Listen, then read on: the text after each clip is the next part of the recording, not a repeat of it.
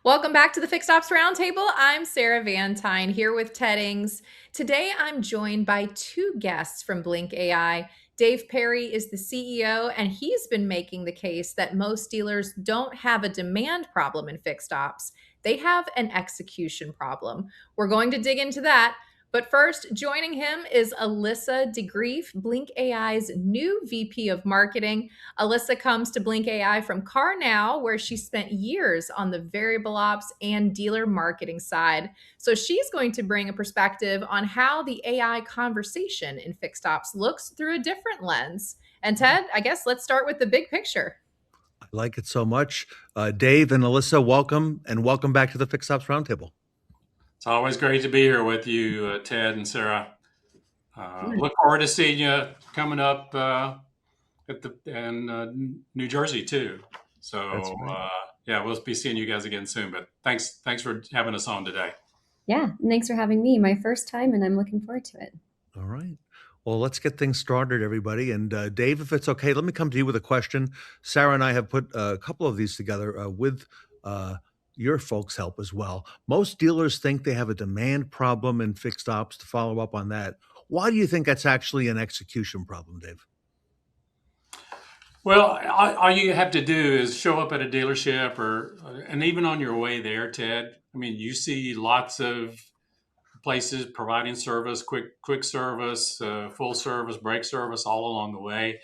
Cars are getting more alerts than ever through their connected car alerts.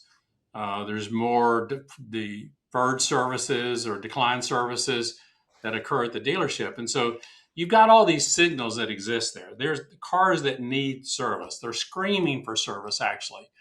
And I think what's happened is there's been so many tools that have been used inside of dealerships that they get lots of signals and they all funnel somewhere, but then the execution doesn't happen on those. So the call you missed at 7:30 this morning before they started answering the phones, where did that customer go? It's like the famous Sherlock Holmes story about the dogs that didn't bark being the clue, right? Well, these dogs are barking and they need attention, and so it's about building that system of action that Blink has really uniquely put together that takes all of these signals, regardless of where they're coming from, and drives the effort to bring those customers into the service bay. And that's the missing piece. Now, it's not just an automation thing or an AI thing. It involves the people inside the dealership as well, but it makes it clear what's that next action that we take to bring that customer in. There's plenty of demand. We just have to funnel it into the dealership. And Alyssa, so it sounds like what Dave is describing, dealers don't actually have a demand problem. Mm-hmm. Right.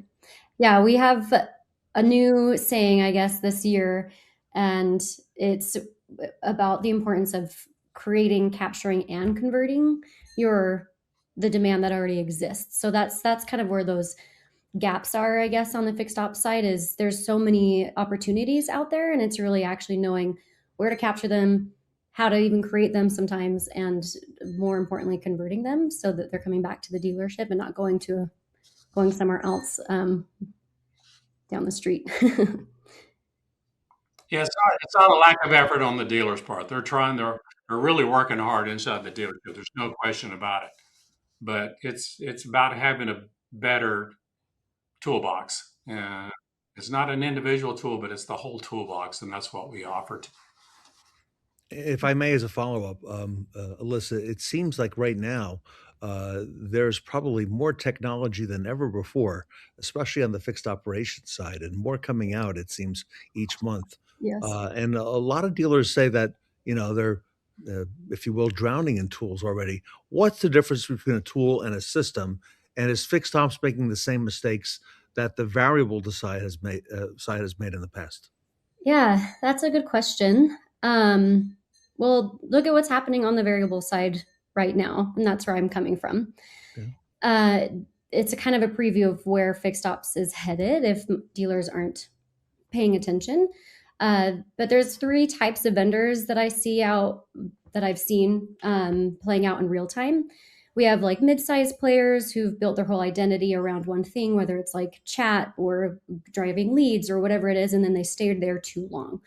And so now they're scrambling to catch up with the AI game, and they're sometimes dealers might feel like they're so behind that these mid-sized companies are desperately trying to catch up to what a lot of the smaller companies are already doing and have and planned for accordingly. Then there's big legacy platforms that grew by acquiring and bolting things together, and dealers feel when you bolt something together, you can feel that seam, and that's something that takes a long time to actually thin out and be seamless. And then there's other groups that are smaller and smarter companies that started more niche but were intentional about how they expanded. And some partnered really well and added something solid, and others just built fast and right from the start. We didn't have to acquire our way into the system or bolt anything together. We've built it right from day one. We have phone, web, telematics, and scheduler, and it's all sharing the same context and is all connected. And there's no seams because there's never a reason for seams to begin with. So I guess the lesson for dealers today is that they, I think, pay attention to where companies came from and how they were built, not just what they're selling you today, because their roots will show up in the product eventually. And so I think Fixed Ops is at a similar crossroads where dealers need to pick a vendor that's not just a flashy demo. They actually need to vet the dealers by asking themselves how well does this actually connect to everything else that they're already working in. Or they might find themselves in a similar mess that the variable ops side is dealing with right now and still trying to clean up. Dave, I want to pose something to you because, in the conversation that Ted and I, continue to have across the industry, dealers are looking for solutions. They're thinking about different strategies, but I want to kind of pose a devil's advocate question to you. Okay. Couldn't a dealer solve most of this just by hiring better people and holding managers more accountable? Why does AI have to be a part of the answer? Well, it's always great to have great people, right? You can always do more things, but having great people with great systems, that's really the key, Sarah. But just throwing more people at any sort of a problem like that, particularly when it's a scaling problem, and that's really what this is. This is a scaling issue for dealerships, and so just throwing more people at it makes the system actually work less well. And so I think that's what we're trying to do. We're trying to build out using the latest technology, and Blink AI is our middle name, or AI is in our middle name of the company. So we're based on that, but that's not all it is. I mean, it's a lot of alignment around what is that customer journey? What's the next step that customer needs to take? How do we reach out to them? What's the right channel to reach out to them on? When's the most convenient time and most profitable time to bring them into the store? So it's like filling airline seats in many ways. It's, you got to fill up the plane, but then you got to get the right customers in at the right time to do the work that they need performed. And it's about, maximizing the value to the dealership, but it's even more importantly valuable to the customer that's now trying to engage with that dealership through the life cycle ownership of that vehicle, because that's really what you want to do. You want to sell them, of course, service throughout the life of the vehicle, but you want to sell them that next car too. You want to be the first in line to do that. And that's where you need systems like Blink AI to be able to help those humans that are clearly in the loop do their job most effectively. Dave, I'm thinking back last summer, you and I spent some time in Texas in dealership, and we were talking. It was my first real conversation about telematics, and that has been seen as a potential game changer in our industry, as you know, for years. Why hasn't it not fully yet delivered yet for the industry? And what do you think has actually been missing up until this point? Sure. Yeah, and there's both some shared responsibility for that, Ted.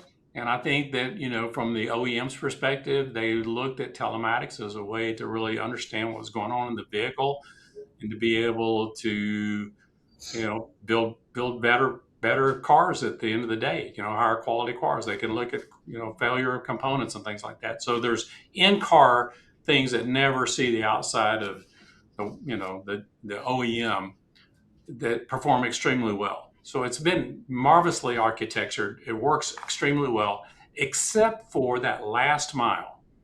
You know, now the car's alerting. Sarah's car needs something. It needs, there's issue with brakes or cooling or transmission or engine, or maybe it's a maintenance item. Now you got the alert. What happens next? And so now, and these are in volume. You talk again about a scaling problem. These alerts will come in the thousands. So somebody's got to actually sort through these alerts, figure out, which have meaning, which don't have so much meaning, which ones are urgent, which are not urgent, which that you can match up. Because when you get the alert, it's just the VIN number for the most part. Now you got to match that VIN number with who owns that vehicle. So there's a lot of work that has to be done in order to not only do the matching and the notifications, but now the capture of that customer inside the dealership. And that's the part that we really focused a lot of energy on leading up and to when you came last summer now. So for more than a year, we've been selling Telematica quite successfully across lots of different brands of vehicles, and it absolutely is a game changer when you're using it and when you're driving those customers in. And the customers love it, the dealership loves it, and it's a money maker for both the OEM and the dealership. It's a marvelous product. Mm-hmm. Such exciting opportunities ahead for dealerships. And I want to come back, Alyssa, to something that you mentioned, at the beginning, which was you've talked a little bit about your experience on the variable side. But I'm curious because you've worked with large dealer groups, and how is the enterprise conversation about AI different than what individual rooftops are asking for? Also a good question. I think they're very different, but still rooted in the same thing when it comes down to it. I think a single store operator is dealing with a lot more fires. They're front of the line people. So when they're evaluating AI or products, the bar is pretty simple. Does it help my team? Can I set it and let it run? And is the price fair? And they're not wrong. That's just the reality of running a store. But very often, a shiny AI tool that's affordable, that doesn't create more work for them, is all they really need. But that's how you end up getting a lot of those bolted on items, or like you go to the website and there's a lot of different almost competing tools on their website, and they don't think about how that actually impacts the users and the longevity of the experience and customer that they're serving. OEMs and large groups have a different problem that they focus on. They're not just thinking about the one store's efficiency. They think more about the customer experience and what that's like across every rooftop, because that's what protects their brand. So they understand that a customer who has a seamless experience at one location, but a clunky one at a different one, that is a brand perception problem. It's not just an ops problem. So they're not asking, does this AI tool work anymore? They're asking, can this become an operating standard across every location, which is just a completely different evaluation. Yeah. On the accountability piece, that's, I think, where you can tell a lot about a vendor really quickly, because there's a lot of enterprise groups right now that are asking and wanting us to verify results in the DMS and reporting tools against the KPIs that are already tracked. And some vendors if they're asked that, they might get a little squirrely about it. And that discomfort says a lot. So the right answer should be yes. If they ask us that, if a vendor's asked that, they should say yes. And this is how we plug in. That flexibility and the integrations is really important for both the dealership and the enterprise and OEMs. You don't want to make it overly complicated. So I think both are looking for ease and simplicity, because the day-to-day people don't want to have a bunch of dashboards that they have to log into. They're used to working in the DMS. They're used to working into the scheduler. You need to be able to still work in those things even when you're adding more tools. And then for brand perception and just brand protection and perception, it's important for OEMs to have that same seamless experience across the dealers that are using their name. Yeah. We're talking today to Dave Perry and Alyssa Degreef. They're with Blink AI Automotive. And Dave and Alyssa, I have One last question for you today on behalf of Sarah, and whoever wants to take this. I'm thinking 2 or 3 years from now, what's going to separate the best fixed operations organizations at the dealership level from everybody else? What do you think? What do you think that would be? That's a great question, Ted. I'll say it this way. Okay. It won't be the one that's got the most technology. Okay. It won't be that one. It'll be the one that has integrated their internal systems with their AI technology generally, so that it truly is a human machine interface that's working on behalf of the dealership and the customer. You know, you're going to get signals. I mean, everything is getting smarter. You know, the cars are getting smarter. People are getting more sophisticated about what they're looking for. And so the systems that are most integrated with the people processes inside the dealership, those will be the ones that will win. For example, we get called in a lot that, hey, we're trying to move faster as the dealership. We want to automate, customer scheduling, bringing themselves in. But then they'll have rules about certain things, such as loaner cars. Well, in order to get a loaner car assigned, you have to call somebody on the phone. Well, that's not a system that you can easily build to scale, right? So you've got to create, ways to deal with that and say, well, we'll create a separate,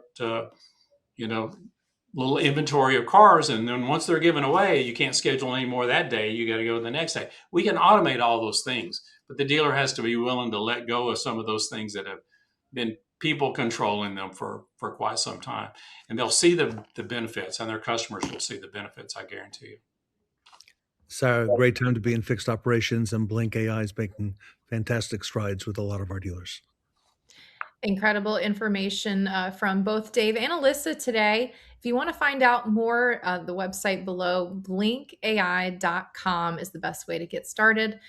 Dave and Alyssa, thank you both for being part of this panel with us today. Thanks for having us. Yeah, thanks for having us on. We enjoy it and look forward to seeing you guys again soon.